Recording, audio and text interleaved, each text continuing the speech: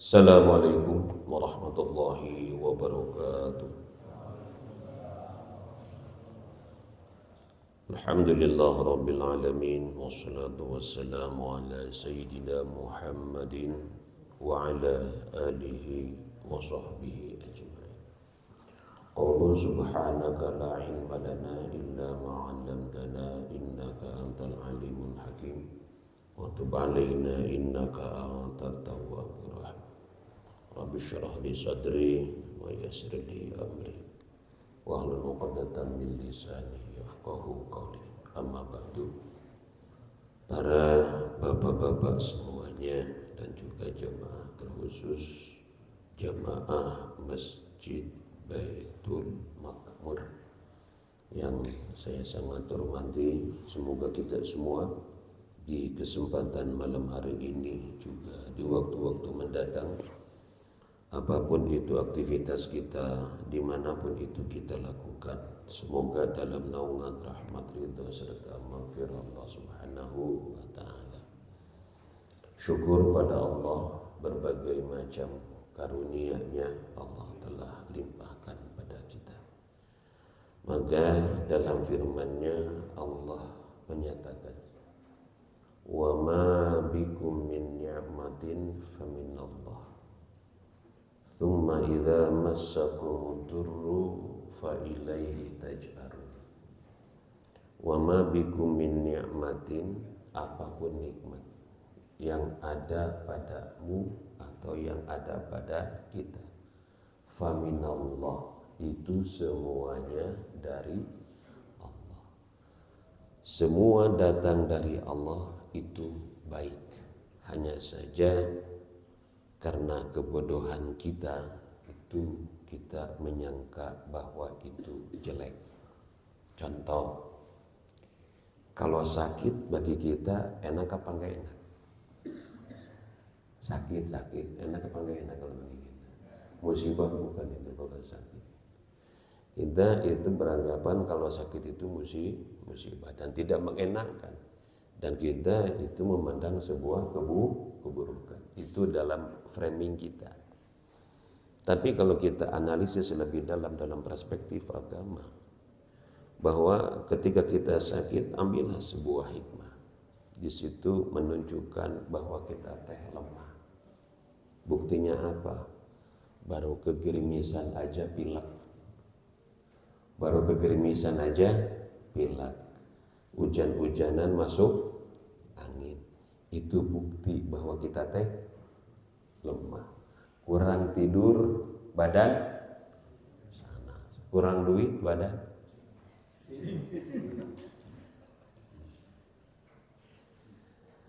Itu menunjukkan bahwa kita lemah. Nah, lalu hikmah yang kedua, dalam sakit itu ada hikmahnya juga. Bagi kita memang menyakitkan, tapi bagi dokter menyenangkan. Kenapa menyenangkan? Karena dokter dapat satu sisi musibah, bagi kita sisi lain anugerah. Ada bencana alam, banjir, rumah pada roboh atau rumah rusak gara-gara banjir. Yang kena banjir musibah, bagi material. Nah ini, itulah cara Allah mendatangkan rezeki bagi makhluknya. Pernah nggak Pak bau kendaraan ban kempes? Pernah kan? Itu kan nyebelin namanya.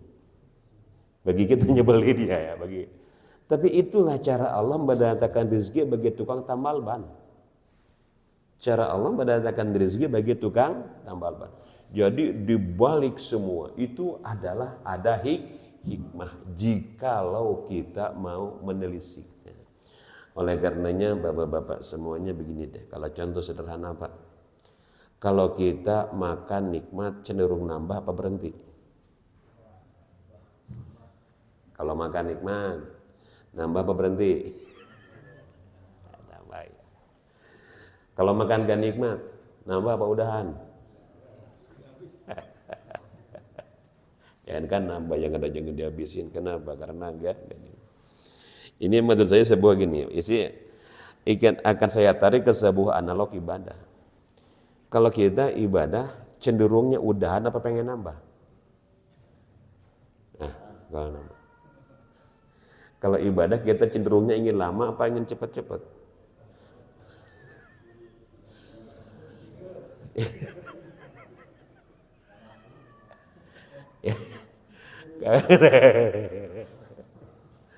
Kalau ngaji ingin cepet-cepet, ngaji ingin cepet-cepet tapi ingin lama-lama kalau ngaji.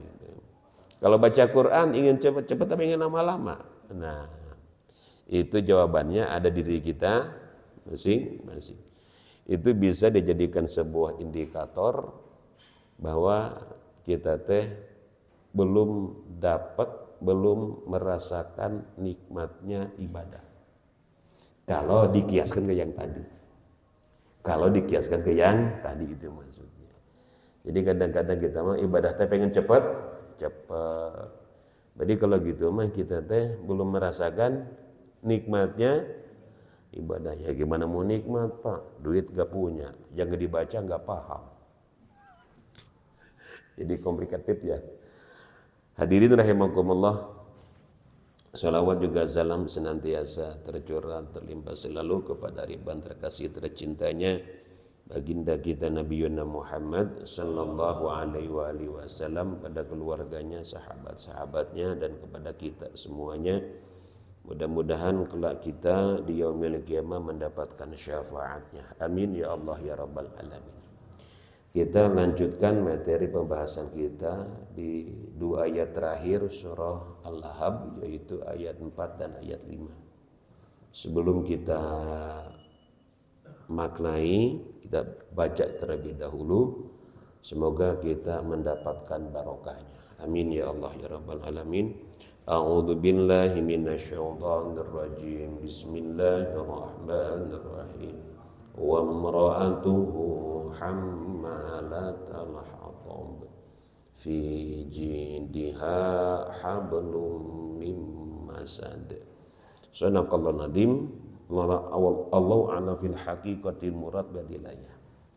Wa imra'atuhu, jadi imro'ah itu adalah istrinya. Jadi ataupun kata imro'ah itu seakar kata dengan mar'atun.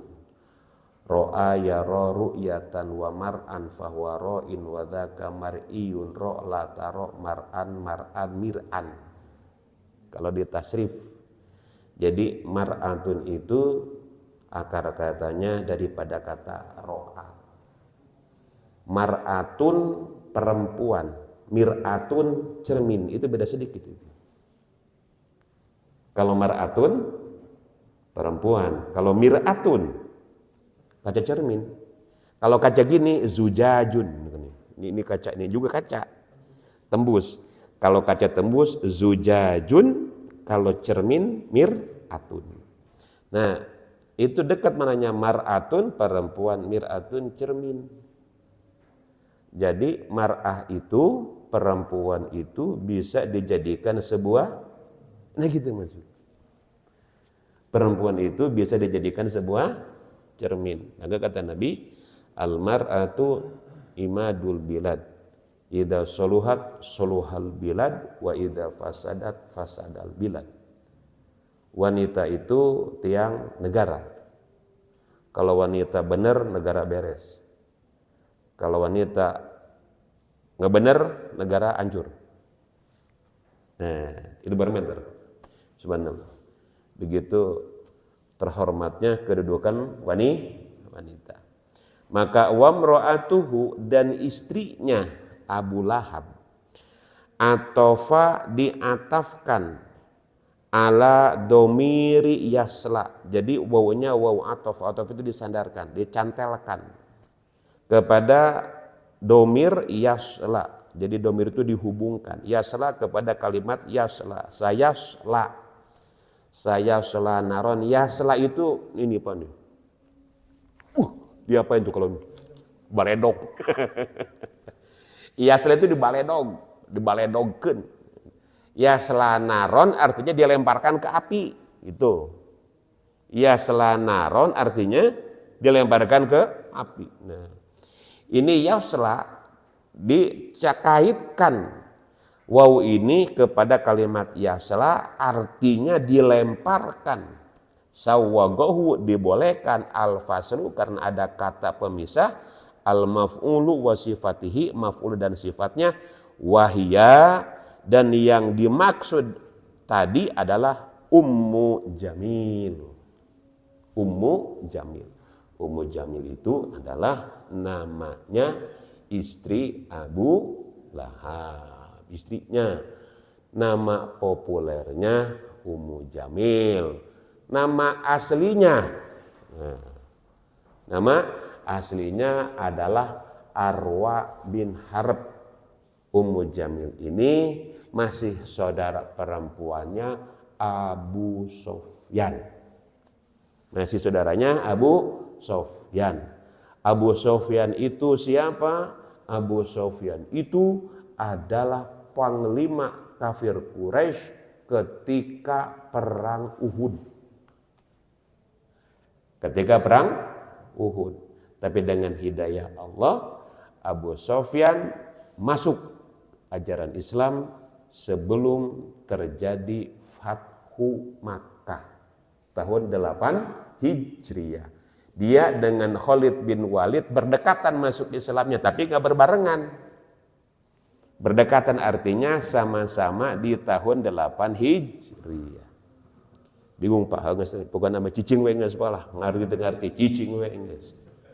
Pokoknya mengajinya barakah wa, ada yang ngaji sama itulah hebatnya ngaji, ngerti cicing we, yang penting menang naon ata, atau teu paham menang berkahna daripada cicing di imah nyapanya dengan pengajian. Hamalatun, hamala itu hamalayah milu artinya membawa. Membawa. Siapa yang membawa? Istrinya Abu Lahab. Birofin wa nasbin, bisa dibaca rofa atau dibaca nasob. Al-hatoba asyauka. Ini adalah al-hatoba asyauka, kayu yang berduri. Wasa'dan. Namanya Sa'dan. Tulkihi fi tariqin Nabi sallallahu alaihi wasallam.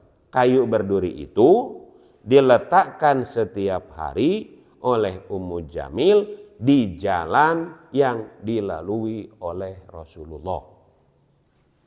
Jahat nggak Pak itu? Ya perempuan jahat ya. Maka Bapak semuanya, ini adalah sebuah gambaran bagi kita ya, sebuah gambaran bagi kita. Maka kalau kita menghadiri akad nikah atau dulu kita nikah, didoain gak Pak waktu kita nikah dulu Pak? Didoain kan ya? Biasanya kalau nikah, Allahumma alif bainahuma, kan begitu ya? Allahumma alif bainahuma kama baina Adam wa Hawa, Allahumma alif bainahuma kama nabiyuna Muhammadin sallallahu alaihi wasallam kharijatil kubro, Allahumma alif bainahuma kama alafta Aliyul Murtada wa Fatimati Zahra, Allahumma alif bainahuma kama alafta nabiyuna Yusuf wa Siti Zulaikha. Itu hanya beberapa, tidak semua nabi disebutkan. Yang disebutkan dalam doa tadi, suami istri masuk surga. Tuh. Yang tadi suami istri masuk surga. Ada juga yang suaminya doang masuk surga, istrinya enggak. Suaminya doang masuk surga, istrinya enggak. Siapa? Istri yang masuk surga Nabi Lut, istrinya enggak. Nabi Lut. Pada suaminya siapa? Suaminya Nabi. Istrinya enggak masuk surga. Maka jangan bangga jadi istri kiai. Jangan bangga jadi istri ustadz, bangga saya jadi istri kiai. Oh, saya istri. Nah, istri Nabi aja masuk neraka gitu. Istrinya siapa tadi? Istrinya Nabi Lut. Suaminya masuk surga. Istrinya masuk neraka. Sekarang istrinya masuk surga. Suaminya masuk neraka. Siapa? Fir'aun. Siapa istrinya? Siti Asia. Yang pertama kali menemukan Nabi Musa. Nabi Musa itu sampai Pak dengan bujukan Siti Asiyah itu hati Fir'aun keok Pak, kalah Pak. Karena ini Nabi Musa ini masuk zona yang tidak aman tapi nyaman. Ngerti gak? Masuk zona tidak aman tapi nyaman. Karena Fir'aun sudah mengultimatum setiap bayi laki-laki dibunuh. Itu kan zona nggak aman. Masuk istana, tapi Nabi Musa aman. Subhanallah. Atas bujukan istrinya Siti Asiyah, akhirnya Fir'aun pun sungguh pun orangnya bedegong, tapi hatinya luluh kalah Pak. Jadi wajar lamun ayah salaki elehku. Maka wajar ayah salaki elehku pemajikan. Buktina Fir'aun ge eleh ke pemajikan aja. Maka ibu-ibu itu makhluk terkuat di planet bumi, Mbak ibu-ibu ya. Maka jangan macam-macam sama ibu-ibu bapak itu. Itu Abdurrahman Bajal Haban itu mendapatkan predikat waliullah gara-gara punya istri bawel. Punya istri bawel itu diangkat menjadi waliullah, masyhur ceritanya. Waliullah namanya Abdurrahman Bajal Haban. Gara-gara punya istri bawel. Jadi bapak kalau ingin jadi wali,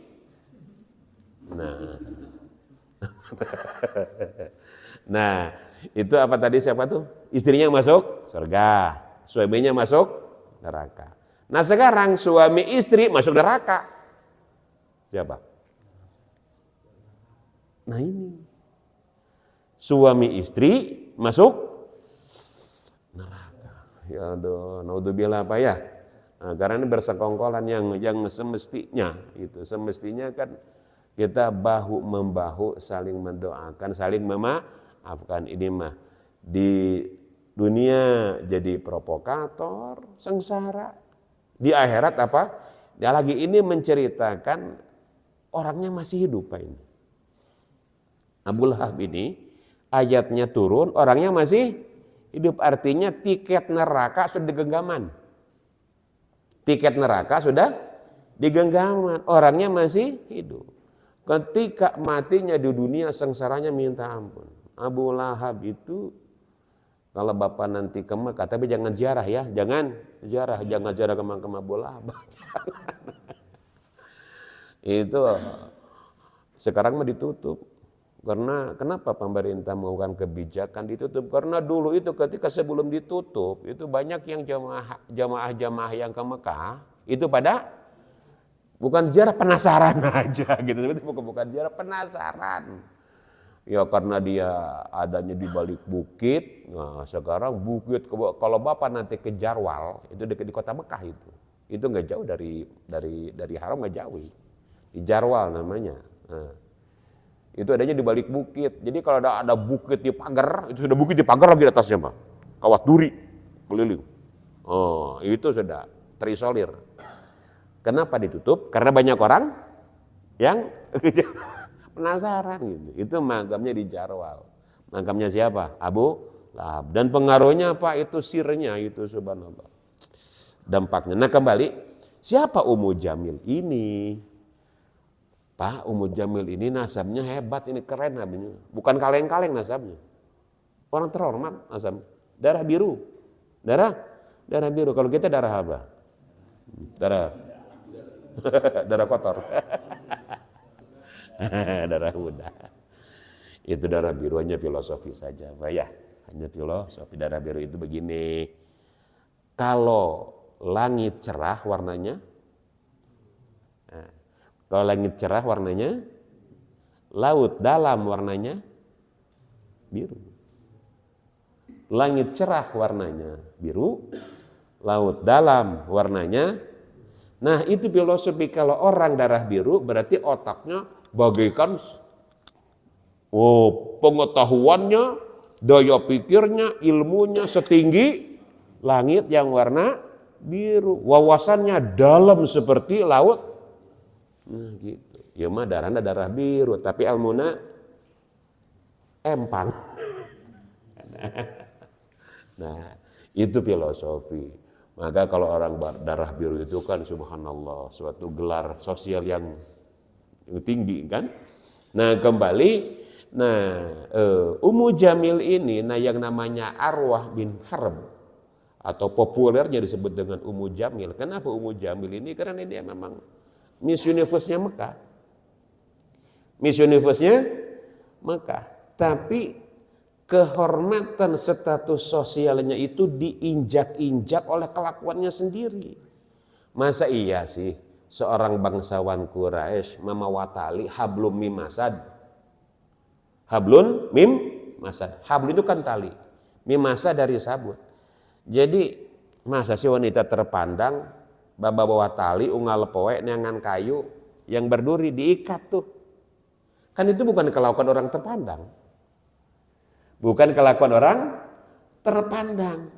Jadi Ummu Jamil ini dari golongan bangsawan dengan kelakuannya seperti itu, maka asfala safilin. Apa asfala safilin? Aspal. Nah, kalau aspal ini nih, kalau bibir ini syafatul ulia namanya ini. Bibir atas ini, bibir. Kalau bibir bawah namanya syafatus sufla, aspal. Berarti aspal teh nyungsep martabatnya. Siapa yang menghancurkan dirinya sendiri. Maka gini Pak, setiap diri manusia ada potensi jahat nggak Pak? Pernah ada pikiran jahat nggak Pak? Pernah gak muncul gitu? Pernah ingin berbuat jahat, pernah nggak? Ingin berbuat jahat ya, pernah muncul itu, pernah muncul. Nah, karena apa? Setiap diri orang itu ada potensi berbuat jahat, setiap orang. Nah, kira-kira Pak, kalau penduduk Indonesia 1/2-nya jahat, hancurkan negara. Hancurkan negara. Kegedean 1/2 mah ya, 1/4. Hancur 1/8 deh, 1/8. 1/8 dari penduduk Indonesia jahat, dipraktekkan, hancurkan negara. Hancur. Gara-gara satu keluarga juga bisa hancur negara. Bisa hancur enggak? Bisa hancur enggak? Itu baru satu keluarga, apalagi kalau semua keluarga hancur banget ya. Ini jahat. Maka gini kata Nabi, takufu syarroka aninas fa innaha sodakotun minka ala nafsika. Anda punya niat jahat, kemudian tidak Anda lakukan. Nah, ada niat jahat tapi nggak dilakukan. Apa kata Nabi? Fa innaha sodakotun minka ala nafsika. Itu sodakoh darimu untukmu. Sodakoh darimu untukmu. Kalau gitu Pak, saya tiap hari punya niat jahat aja deh. Tapi jangan juga. Jangan juga begitu. Jadi setiap orang itu punya potensi jahat. Tapi kalau ada niat jahat dan tidak dilakukan, itu adalah sedekah. Sedekah dari siapa? Sedekah dari kita untuk sedekah.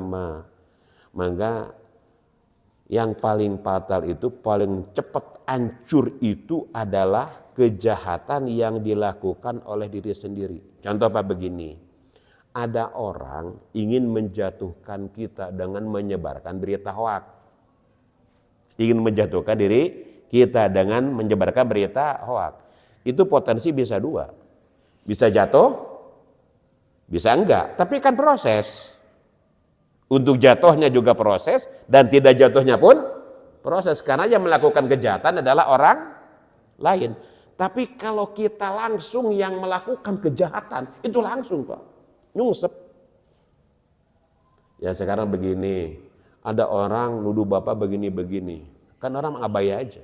Itu bagi orang yang dengar. Tapi kalau Bapak lari di tengah jalan gak pakai baju, langsung saat itu juga. Langsung saat itu juga artinya kejahatan itu justru yang bahaya itu yang cepat publikasinya apabila dilakukan oleh diri sendiri. Maka apa dalam doa sujud istighfar gimana? Allahumma anta rabbi la ilaha illa anta khalaqtani wa ana abduka wa ana ala ahdika wa waduka mastaq a'udzubika min syarri ma sana'tu. Ada kata itu. A'udzubika min syarri ma sana'tu. Ya Allah, aku berlindung kepadamu dari kejahatan diriku. Dari kejahatan yang diakibatkan oleh diri sendiri. Bahaya. Nah sekarang contohnya, siapa yang melakukan kejahatan yang menghancurkan reputasi martabat dirinya sendiri? Siapa ini? Ummu Jamil. Ini kejahatan yang dilakukan oleh Ummu Jamil. Itu kenapa sih penyebabnya sampai sejahat itu? Satu, benci. Benci sama siapa? Benci sama Nabi. Itu sudah bencinya luar biasa Ummu Jamil itu. Jadi kebencian Ummu Jamil kepada Nabi Muhammad itu sudah kebencian kelas tinggi, tingkat tinggi. Semuanya negatif aja. Maka agama melarang kita benci sama orang. Agama gak mengajarkan benci sama orang. Ini Pak contoh. Bapak benci sama saya, ini contoh. Bapak benci sama saya. Ketika Bapak ngelihat saya, bagaimana mata merespon? Gimana mata respon? Nah, terus bagaimana mimik muka Bapak ketika melihat saya?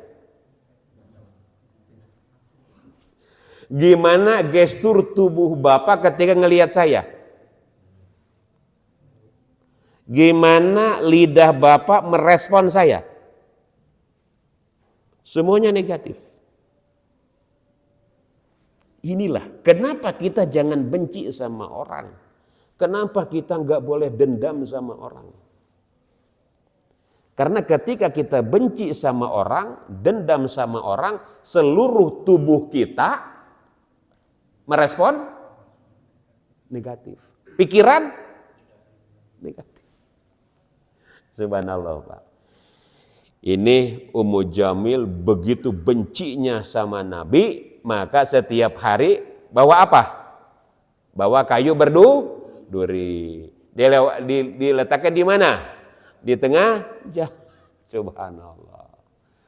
Ini kata Nabi, bahkan kata Nabi, sedekah itu tidak mesti duit. Sedekah itu kalaupun ada batu di tengah jalan kau hindarkan, kau singkirkan, sedekah bukan? Sedekah. Tidak mesti harta. Ini kebalikan Pak. Kalau hati Ummu Jamil diisi oleh kebencian, berbeda dengan isi hati Nabi. Pak, ada wanita Yahudi setiap hari buang sampah depan rumah Nabi. Ayo. Bayangin. Setiap hari buang sampah depan rumah Nabi, tiap hari itu buang sampah. Tapi Nabi membalasnya dengan senyuman. Satu hari orang itu gak buang sampah. Kata Nabi, ini langganan saya kok gak ada. Langganan saya gak ada. Ini biasa tiap hari buang sampah depan rumahku, hari ini off gitu. Kemana hari ini off ini? Wah, kita cari-cari sumber berita, ternyata yang biasa buang sampah depan rumah Nabi itu sakit. Oh, sakit. Pas gitu, Assalamualaikum, Waalaikumsalam. Siapa? Muhammad. Pas dengar nama Muhammad, lah, Muhammad, bukankah aku yang suka membuang sampah depan rumahmu? Karena aku benci padamu. Ngapain juga kau datang ke sini? Apa jawab Nabi? Karena agama Islam mengajarkan untuk menengok orang sakit.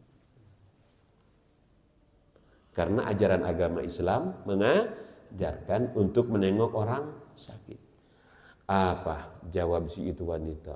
Waduh, kalau begitu ajarannya baik. Ajaran menanamkan kebaikan. Muhammad, saksikan hari ini aku menyatakan iman kepada kau. Baca syahadat. Itu dakwah Nabi. Kira-kira Pak, kalau kita nemuin orang yang buang sampah tiap hari di depan rumah kita, mau diapain? Pak, mau diapain? Dibikin barbel lagi. Nah, bagaimana sikap kita kepada orang yang seperti itu? Inilah Pak, maka beda outputnya. Kalau Ummu Jamil isinya di hati apa? Instalannya itu. Kalau Ummu Jamil isinya diinstal hatinya dengan keburukan. Endingnya neraka. Hati Rasulullah instalannya baik. Endingnya surga. Sekarang hati kita mau diisi apa? Gak gitu aja. Aduh, hati kita mah abu-abu Pak. Ya, campur-campur. Emang ada dinas itu? Ini mah kelas kita kayaknya ya. Kita mah disebut kafir juga enggak, disebut musyrik juga enggak gitu. Ngaji, ayo ngedugem. Ada orang. Ternyata Pak, ini sudah disinggung sama Allah. Apa firman-Nya? A'udzubillahi minasyaitonir rajim. Wa akharuna tarafu bidzambihim wa akharuna tarafu bidzambihim amalan shalihan wa akhar sayyi'a asallahu ayyatuba alaihim innallaha ghafurur rahim. Ada sekelompok orang manusia, ada orang lain yang mencampur adukan amal baik dengan amal buruk. Amal baik dengan amal buruk. Dia melakukan amal buruk bukan karena kafir, bukan, enggak kafir. Tapi melakukan amal buruk. Tapi di sisi lain juga amal soleh. Amal soleh, amal buruk, baca Quran, ngegibah, ngaji di masjid, modaran balak genep. Modar saya balak genep. Nah, gini artinya apa ya?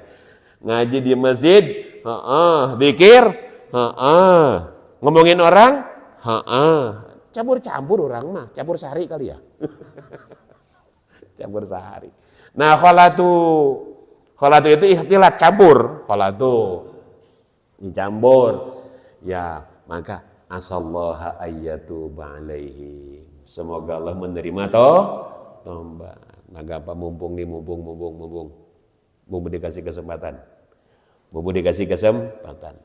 Yuk kita kembali ke jalan Allah. Nah, kita kembalilah hidup orang usia enggak senana apa tuh. Kadang sudah pensiun, sudah produktif lagi ya. Di tempat kerja juga sudah dirisenkan kita ya. Karena memang faktor usia sudah dirisenkan. Mau apa lagi coba? Lagi nih Pak, sudah dikasih aba-aba. Mana? Apa ini? Dulu mah kribo Pak, hitam. Sekarang ini karena kebanyakan pakai peci haji jadi luntur Pak.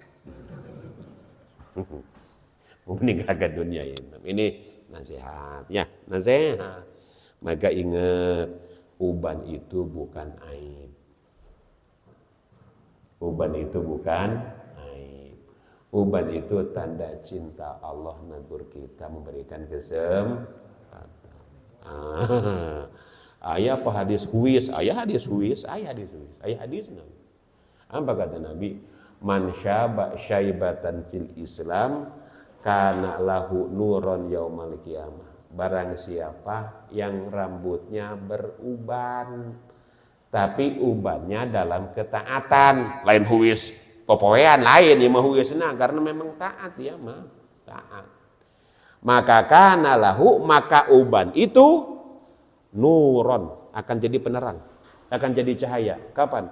Yaumal qiyamah, pada hari kiamat. Maka udah Pak, kalau berubah jangan diapain?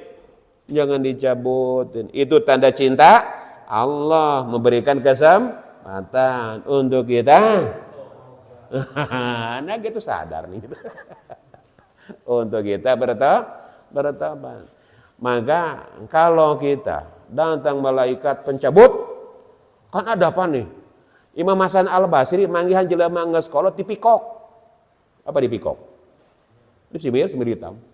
Sambil bercanda kata Imam Hasan Al-Basri, "Hei Patwa, apakah Patwa ingin mengelabui malaikat Israel? Biar dikata masih muda, gak layak untuk dicabut nyawa." Itu candaan tapi memang dalam, Pak ya. Candaan tapi dalam artinya apa? Ini uban itu bukan aib. Tapi adalah tanda cinta kasih Allah memberikan kesempatan kita untuk memperbaiki diri. Lalu bapak-bapak semuanya, ini kembali kita hammalatal hatab, dia membawa kayu bakar fi jidiha ay fi unukiha. Ini unukun. Jidun itu unukun. Unukun ini apa ini? Punduk apa? Pundak. Biji dia fi unukiha. Kalau ini pundak, kalau ini rokobah nih. Ini rokobah ini. Ini namanya rokobah. Apa rokobatun? Ini nih. Apa ini nih? Pala, tiangnya kepala apa namanya tiangnya? Leher. Ini leher.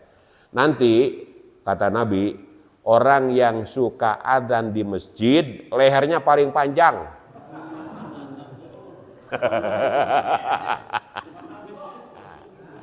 Waduh, jadi jerapah dong. Tapi ini subhanallah, panjang leher ini mana majas? Majas. Apa majas itu? Kiasan. Artinya orang yang suka ada di masjid, kebaikannya panjang. Gitu maksudnya. Orang yang suka ada di masjid, kebaikannya panjang. Amalnya panjang. Wah, jika isukan parebut adan ya. Isukan parebut adan ya. Bilal itu ditawarin jadi pejabat gak mau loh. Bilal. Setelah tahu bagaimana nilai besarnya itu. Karena pernah curhat ke Nabi. Ya Rasulullah, aduh, aku mau jadi marbot masjid, Usman makaya gitu ya. Oh, aku punya apa tuh cuma marbot masjid. Itu tadi jawabannya. Jawabannya nanti, kamu itu tetap paling panjang lehernya, paling panjang. Nah, banyak kebaikannya. Setelah itu ditawari jadi pejabat gak mau, Pak. Ditawari jadi pejabat gak mau, udah jadi marbot masjid aja. Coba kalau sekarang mau jadi lurah apa jadi marbot masjid, milih mana? Coba kalau dengar adzan, yang di sawah pulang sholat, yang di kantor istirahat, sholat, warung sholat, yang di rumah sholat. Dengar apa? Tuh, dengar adzan, luar biasa. Wah, jika nak ya subuh parabut mikis juga.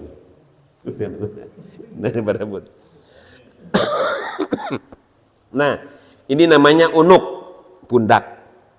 Fi jidiha fi unukiha, di pundaknya hablun itu tali. Hablun min masad ay lifun wa hadhil jumlatu halun min hamalatal hatab alladhi huwa na'tul li imratihi al khabarun mubtadaun muqaddarun. Ini adalah karena ini merupakan sifat bagi Ummu Jamilah tadi, karena dia tiap hari bawa apa? Tali. Tali untuk apa? Ngikat kayu bakar. Nah, nanti tali yang biasa untuk membawa kayu bakar, kayu berduri yang diletakkan di jalan yang dilalui Nabi, nanti di yaumil qiyamah tali itu diganti sama Allah. Oh, dari apa? Dari api. Dan saya salah tadi. Jadi suami yang dibakar, istri yang ngasih kayu bakarnya, bayangin coba. Jadi istri ngebakar suami. Aduh. Karena persekongkolan, ya Allah. Maka suatu saat maka kita dalam berkeluarga itu, ya Allah, maka jadikanlah inspirasi keluarga Sayyidina Ali karamallahu wajhah. Jadi inspirasi bagi kita. Kenapa?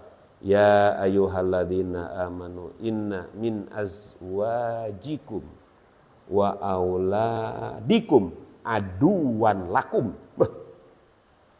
Apa kata Allah? Inna min azwajikum, nak sesungguhnya istri-istrimu, wa auladikum, anak-anakmu, aduwan lakum, nanti bakal jadi musuhmu. Bayangin, istri jadi musuh, anak jadi musuh. Aduh, ini satu peringatan bagi Allah. Maka kita ini apa ya? Maka ya innama amwalukum wa auladukum fitnah, ujian. Maka bagaimana sikap kita? Wastaghfaru, saling memohonkan ampun, saling memaafkan. Itu sama istri, jangan saling menuntut. Pun juga sama anak, berikan yang terbaik pendidikan bagi anak, pun juga bagi istri pendidikan yang terbaik. Apalagi kita ar-rijalu qawwamuna 'alan nisa. Kita ini pemimpin keluarga. Ya Allah, ketika Nabi Ibnu Mas'ud diminta oleh Rasulullah untuk membacakan Quran. Untuk membacakan Quran. Kata Ibnu Mas'ud, ya Rasulullah, bagaimana kalau sudah bel? Gimana? Nah, ya Rasulullah, gimana? Al-Quran diturunkan kepadamu, masa ya aku yang baca? Masa ya aku yang bacakan? Al-Quran diturunkan kepadamu, masa aku yang baca? Kata Rasul, iya, tapi aku suka apabila orang lain membacakan Quran, aku dengerin. Aku suka itu. Aku suka. Orang lain baca, aku dengar, aku suka. Maka ketika diminta untuk membaca Al-Quran, yang dibaca oleh Ibnu Mas'ud surah An-Nisa. Surah An-Nisa. Ketika sampai di ayat 41, stop. Cukup, kata Nabi, cukup. Apa bunyi ayat 41 surat An-Nisa? Fa kaifa idza ji'na min kulli ummatin bi syahidi wa ji'na bika ala haula'i syahida. Fa kaifa idza ji'na, bagaimana nanti? Ji'na, kami datangkan, kata Allah, min kulli ummatin, dari setiap-tiap umat, bisyahidin, saksi. Jadi setiap nanti Nabi akan menjadi saksi atas umat yang dipimpinnya. Pun begitu pula kita ini pemimpin keluarga, akan ditanya keluarga. Istri juga pemimpin rumah suaminya. Istri pun akan ditanya harta titipan suaminya. Pembantu juga adalah orang yang dipercaya oleh majikannya. Maka pembantu juga ditanya tentang bagaimana cara menjaga harta Artinya apa? Kullukum ra'in. Setiap diri kita pemimpin, setiap pemimpin. Yang paling mengerikan lagi, apa ancaman Nabi ketika seorang pemimpin memimpin kemudian dia mati dalam kondisi dolim terhadap yang dipimpinnya? Jangankan masuk surga, mencium baunya surga juga enggak. Dia mati dalam kondisi dolim, dan momen dia lagi jadi pemimpin. Aduh, Allah Pak. Maka orang sering-sering wasiatlah, maafin Bapak ya. Jangan nuntut Bapak ya. Memang Bapak ini mah belum bisa membahagiakan Mama, bla bla bla bla bla. Begini Pak. Maka ada satu untayan hikmah ya Pak. Memang sulit menyatukan dua hati yang berbeda. Betul nggak? Betul nggak Pak ya? Setuju Pak ya? Sulit menyatukan dua hati yang berbeda. Namun apabila diikat dengan keimanan itu ada jalan. Apabila dilandasi dengan keimanan, insya Allah ada jalan. Berarti yang diikat dua hati atau menyatukan dua hati yang berbeda, apabila berseteru, apa solusinya? Iman. Maka Bapak, ketika Rasulullah usai menikahkan Sayyidina Ali dan Siti Fatimah Zahra, satu malam apa kata Siti Fatimah? Duhai suamiku Ali, aku bahagia bersamamu bukan karena harta, tapi kami denganmu berada di jalan Allah.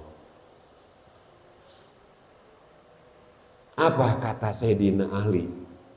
Kata Sayyidina Ali, duhai Fatimah istriku, aku pun bahagia memiliki istri sepertimu. Kau adalah cahaya penerang di rumahku dan doamu memperkuat keyakinanku. Maka kudu sering-sering loba didoakan ku pamajikan. Jadi lamun urang hayang loba doa ti pamajikan, berarti pamajikan ge kudu boga loba. Jadi gitu ya. Nah gitu. Kalau kita ingin banyak didoakan oleh istri, berarti kita harus punya istri. Ya bang ngaco kali jadi. Artinya doa istri itu akan memperkuat, akan memperkokoh langkah kira-kira Pak Kil. Bayangin, Bapak pergi kerja habis berantem sama istri, gimana kira-kira? Nyaman gak di perjalanan? Bapak pergi kerja, tapi habis berantem sama istri. Gimana di perjalanan? Tenang apa enggak? Enggak tenang. Nah, tapi lain Pak. Kalau kita berangkat kerja, didoakan sama, semangat Pak, balik mawa duit ge. Semangat enggak Pak ya? Nah ini, pentingnya kita membina satu keluarga sakinah, mawadah, warahmah. Jangan seperti keluarga siapa tadi? Abu Lahab. Maka apa pesan Nabi? Kata Nabi, sebaik-baik suami adalah suami yang berperilaku baik kepada istri. Maka akulah orangnya yang memberikan pelayanan terbaik kepada istri. Jadi lamun orang hayang suami istri masuk surga, pesan Nabi laksanakan. Jangan seperti Abu Lahab, suami istri masuk neraka. Naudzubillah Pak. Maka ini penting bagi kita Pak ya. Maka yang sumber kebahagiaan itu bukan semata-mata harta, tapi adalah kesetiaan baik dalam keadaan susah ataupun senang. Yang terakhir sebagai penutup, jadikan Allah sebagai pusat cinta. Jadikan Allah sebagai pusat cinta. Badai apapun, prahara apapun yang menghadang, insya Allah bisa dilalui. Insya Allah bisa dilalui apabila Allah dijadikan pusat cinta. Maka Allah jadikan pusat cinta Pak. Jangan yang lain. Kalau harta nipu enggak? Nipu. Emang harta cinta sama kita? Kira-kira begini Pak. Kalau Bapak dipeluk sama orang yang gak cinta, kira-kira gimana? Bapak dipeluk sama orang yang tidak Bapak cinta, diapain Pak? Dibanting. Tapi kalau Bapak dipeluk sama orang yang Bapak cinta, dipeluk dari belakang, lalu berbisik, sudah masuk belum TF?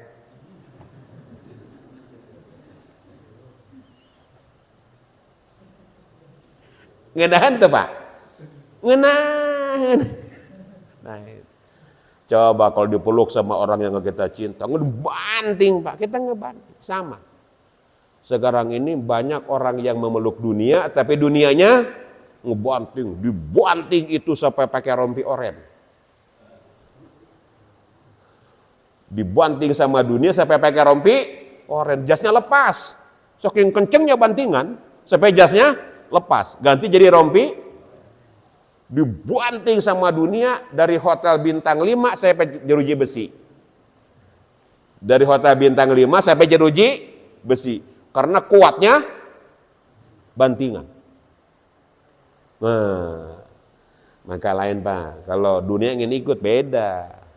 Kalau kita ikut dunia, kalau dunia ingin ikut pasti beda. Nah, mudah-mudahan ini menjadi inspirasi bagi kita. Mudah-mudahan kita semua mendapatkan berkah dari majelis ini, dan sepulang dari tempat ini dosa-dosa kita semuanya diampuni Allah, segala urusan kita dimudahkan Allah, tentu harapan kita husnul khotimah. Jaga lisan, jaga tulisan, jaga lisan, jaga tulisan, jangan sampai memprovokasi, menyulut orang. Sekian, aqulu qouli hadza, astagfirullah li wa lakum, wassalamualaikum warahmatullahi wabarakatuh. Subhanakallahumma wa bihamdika asyhadu an la ilaha illa anta astaghfiruka wa atubu ilaik.